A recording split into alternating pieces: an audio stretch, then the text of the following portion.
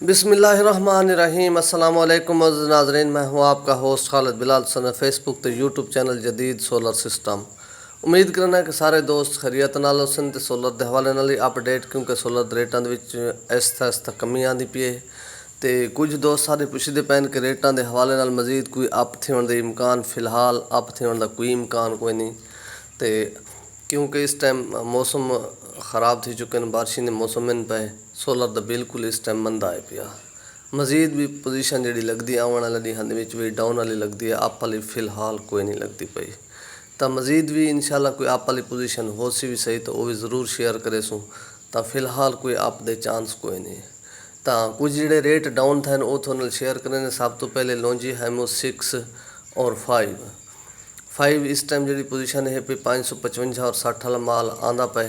पहले कोई इम्कान है इन्होंने पी टाइप के माल के रुकण दे, इस टाइम वो भी कोई नहीं, माल बिल्कुल वाफिर मिकदार मौजूद हैं। तो उनकी जी पोजीशन है पे हाईमो 5 560 और 555 वाट की, वो है पे 33 रुपये 75 पैसे। और इस तो इलावा बाकी है हाईमो 6 580 85 वाट, क्योंकि पहले वो माल हाईमो 6 के आंदे रहे हूँ हाईमो 6X के आंदे पैन, वो भी अच्छा माल है पिया। तो उनकी पोजीशन मार्केट दी पे 34 रुपये 25 पैसे।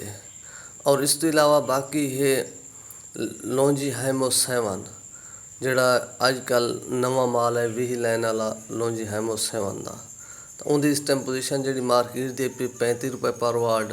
और इस तो इलावा बाकी है जिनको एन टाइप 585 सिंगल गिलास, सिंगल तो डबल का अक्सर रेट सेम इस टाइम चलता पे मार्केट दे विच, तो वह है 34.5 रुपये पर वाट।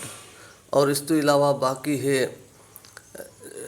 जिनको पी टाइप 555 वाट, उनकी इस टाइम मार्केट जी पोजीशन है पे 32 रुपये पर वाट। और इस तो इलावा बाकी है कैनेडियन एन टाइप टॉप कोन, उनकी भी इस टाइम मार्केट जो हालात चलता पे, तो वह भी 34.5 रुपये पर वाट। और इस तो इलावा बाकी है कैनेडियन पी टाइप 555 वाट, उनकी भी इस टाइम जी पोजीशन है पई वो पूरा 33 रुपये पर वाट। और इनके तो इलावा बाकी है JA सोलर, JA की पोजीशन इवें कि उनका भी इस टाइम माल मार्केट उनका भी रेट जरा पहले के बनस्बत डाउन है पिया। तो वो जो 575 80 85 वाला माल है पिया, बाज़ 90 वाला भी उनका आ वेंदे डबल गिलास बाईफिशियल। तो उनकी इस टाइम मार्केट जी पोजीशन है पे 34 रुपये पर वाट। और इनके तो इलावा बाकी है उनका पी टाइप का माल 555, जोड़ा सिंगल गिलास है पिया वो 32 रुपये, और जो डबल गिलास है पिया 32.5 रुपये पर वाट। और इनके तो इलावा बाकी है ट्रीना सोलर, ट्रीना की भी पोजीशन इवें कि उनका भी मार्केट इस टाइम जी हालात चलते पैन, जोड़ा उनका पी टाइप का माल है पिया वो तकरीबन 31 रुपये पर वाट। और जोड़ा उनका एन टाइप का माल है पिया वो 32.5 तो 33 रुपये पर वाट, वो भी डबल गिलास 590 वाला उन्हें आंदे। और इस तो इलावा बाकी है एस्टो एनर्जी की भी पोजीशन इवें कि उनका भी अक्सर यही रेट है पिया कि उनका पी टाइप का जो 550 55 वाला माल है पिया वो तकरीबन 31 रुपये पर वाट। और उनके तो इलावा जो उनका एन टाइप डबल गिलास का माल है पिया वो भी 32.5 तो 33 रुपये पर वाट। और इनके तो इलावा बाकी है पिया इनवरैक्स की पोजीशन इवें क्योंकि मैं हर अक्सर कोशिश करना वीडियो की दसना साढ़े ਲਈ तो एक बंदे को माल होंगे वो भी आर्डर के उत्ते इनवरैक्स का जोड़ा भी इन्वेटर है या प्लेट है या कोई चीज़ है तो आर्डर के उत्ते मंगवा लेना। तो एक बंदे को सिर्फ सारे ਲਈ माल आते, बाकी कहें को नहीं आना। तो उनका भी इस टाइम जो सो रेट मिले वो भी 35.5 रुपये पर वाट मिले डबल गिलास का 575 80 85 वाले का।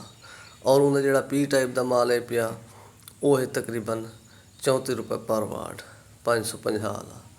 और इस तो इलावा बाकी है सोगो की पोजीशन ही में क्यों भी मार्केट काफ़ी रेट डाउन था, तो वो तकरीबन है पिया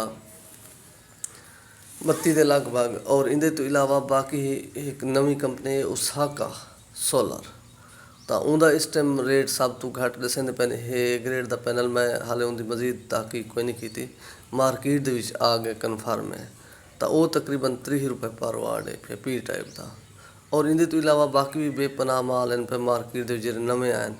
और इस तो इलावा बाकी नवे एन टाइप के माल भी आ चुके हैं, ਤਾਂ ਰੇਟ ਕਾਫੀ ਡਾਊਨ ਇਨ ਪਏ। ਮਜ਼ੀਦ ਵੀ ਜਿਹੜੇ ਹਾਲਾਤ ਉਸਨ ਮੈਂ ਇਨਸ਼ਾਅੱਲਾ ਜਾਇਜ਼ਾ ਚੈਨਲ ਜਿਹੜੇ ਮਾਲ ਇਨ ਤਫਸੀਲੀ ਤੌਰ ਤੇ ਉਹਨਾਂ ਦੇ ਰੇਟ ਤਾਂ ਇਹਨਾਂ ਨਾਲ ਆਪਣਾ ਖਿਆਲ करे। सो दे सो इजाज़त। अल्लाह हाफिज़।